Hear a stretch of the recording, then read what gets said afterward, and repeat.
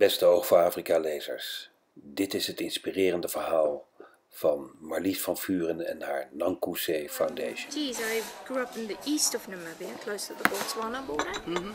And yeah. What kind of family was it?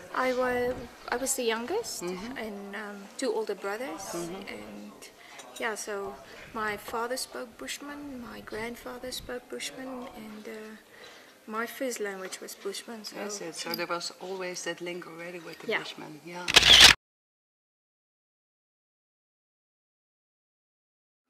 And when I went to school, I had to stay a whole year behind because my Afrikaans was not good enough to go to school. So yeah, so I had to learn to speak Afrikaans that year, proper Afrikaans, to be able to go to school. And was. But it was like living on a farm, little village. What was it? No, it was farm life, proper farm life. My father then had, as a young child, they farmed only livestock, sheep, goat, and cattle. And when I was like 6, 7, 8 years old, they started taking animals in. And then the sanctuary grew to basically stop farming and just having wild animals. Wildlife, yeah. And so leopards, cheetahs, and I grew up with lions in my bed, and they just went bigger and bigger. That's where everything actually started, and you're in love for animals. Yes, yeah. Exactly. No, and it's a brilliant, fulfilling job. It became part of who I am today. Basically made me who I am today. So it's and then I went to school, the Gobabas, to boarding school, because our farm was 100 kilometers from the closest town. And then I went to another school that's 7 hours drive from the farm, so I would only come back home maybe every 3 months. And so you learn independence very young. I mean, you go to school and you go to boarding school when you're 8 years old, and you only come back every 3 months. So it's tough, but at least I had two older brothers. That helped a lot. That helped a lot. But so that's basically my parents were in the police, both of them, and armed after independence, straight back into the farming, and just did that full time. So with the love for animals and the love for the life of the Bushman and everything that's actually wild and that belongs to the old Namibia, that's what made your heart tick. Yeah, I think I have to give my parents credit there. I know I have to give them credit there, because when I was younger, I think majority is when you're younger you don't really see the bigger picture and the appreciation for it. But as I grew older and I had my own children, I realized actually, whoa, this is actually the influence what my parents gave me and exposed me to is what I want them to have. My dad was always, my mom she's that bunny hugging person in me, you know, that kuchiku and that's my mom.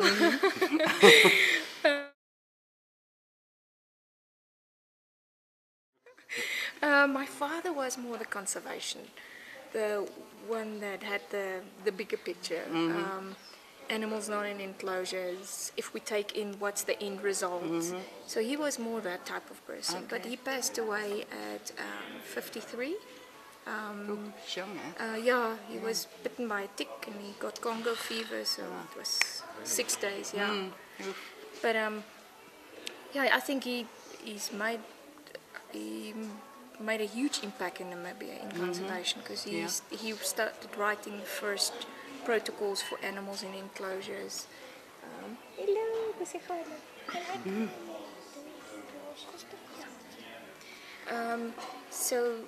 He was a really very important guy in conservation in Namibia. A very soft, gentle soul, but a good person. And my mom the same. She does a great job. So that's how I grew up.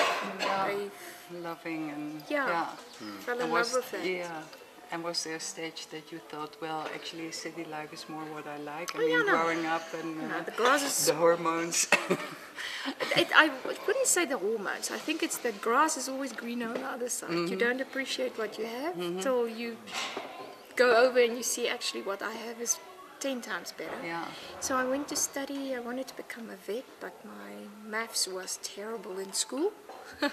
So I couldn't do maths. I was like, I would have been stuck in school till now. So I dropped out maths the minute I could choose. So I left mathematics. Nothing makes sense. There are no Nee, formulas. yeah. Hello. Mama praat gewoon met die oom hulle, hoor jy? So anyway, and then I studied sports psychology. And sports psychology. So technology and psychology, and realized day one this is not what I want to do, but I'll do it because I want to study. In Pretoria, so you can imagine. And then, yeah, came back, first holiday, and said to my parents, I can't go back. This is not what I want to do. I want to work with the animals, and if I can't study it, I need to work out a way to do this. And then I did that December, I did my first movie with a cheetah.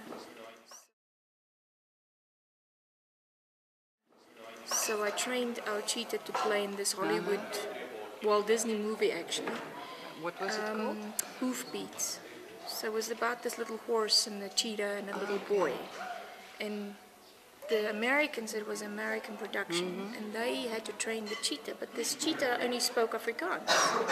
So they would, his name is Goeters, so they say hoeders, and this fur, he doesn't listen. So they said, no, he's either very dumb. I said, he's not dumb, he doesn't understand, but I will do it. So then I started working there, and yeah, I fell in love. I said to Rudie, to my parents that first day I came back from the movies, I said to them, this is what I want to do.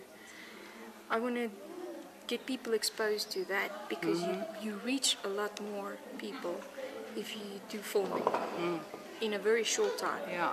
You give a message out, people can connect, and this is what I want to do. So I said to my father, I'll give you your money back for my studies, but I'm not going to go back home. Of I'm not going to go back studying. And we say in Afrikaans, opgeskop. I quit the studies and went back into this, ran their foundation for, 15 years. Then I met was the name of that foundation? Harnas Wildlife Foundation. And then was that foundation of your parents? Yes. Oh, okay. Yeah, now I get the picture. And then I did that and then I met Rudie, and I got married and had to move to the city. So we stayed in Windhoek for 5 years. Because Rudie has He's a practice GP, there. yes. And then we were looking for a piece of land for 5 years outside Windhoek, close enough for him to go to work, and I can live on the farm. And then we found this piece of land, and it just snowballed into what you guys see today. And he's now doing more. He's only once or twice a week in Windhoek, being a doctor. The rest is my vet, farm manager.